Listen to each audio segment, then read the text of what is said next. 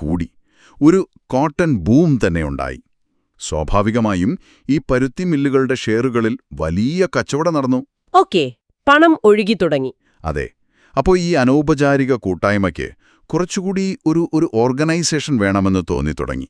ലാഭം കൂടിയപ്പോ, ആളുകൂടിയപ്പോ നിയമങ്ങൾ വേണ്ടിവന്നു. സ്വാഭാവികമാണല്ലോ. അതെ അതെ. അപ്പോ ആ സമയത്താണ് നമ്മുടെ കയ്യിലുള്ള വിവരങ്ങൾ പ്രകാരം 1875-ൽ native share and stock brokers association വരുന്നത്, അല്ലേ?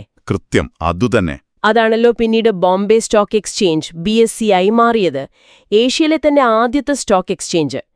ഇതിന്റെ ഒരു പ്രാധാന്യം എന്തായിരുന്നു? വെറുമൊരു പേരുമാറ്റമായിരുന്നില്ലല്ലോ. അല്ല, അതൊരു വലിയ സ്റ്റെപ്പായിരുന്നു.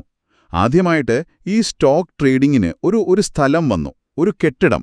പിന്നെ ആർക്കൊക്കെ അംഗമാകാം, എങ്ങനെ കച്ചവടം ചെയ്യാം എന്നതിനൊക്കെ ചില നിയമങ്ങൾ വന്നു. അപ്പൊ ഒരു വിശ്വാസ്യത വന്നു. അതെ. മുമ്പ് എവിടെ വെച്ചും ആർക്കും ചെയ്യാമെന്നുള്ള അവസ്ഥ മാറി. ഒരു നിയന്ത്രിത സ്ഥലത്ത് നിയമമനുസരിച്ച് കാര്യങ്ങൾ നടക്കുന്നു എന്നൊരു തോന്നൽ വന്നു. ഇത് കൂടുതൽ ആൾക്കാരെ, നിക്ഷേപകരെ ആകർഷിക്കാൻ സഹായിച്ചു. ശരി.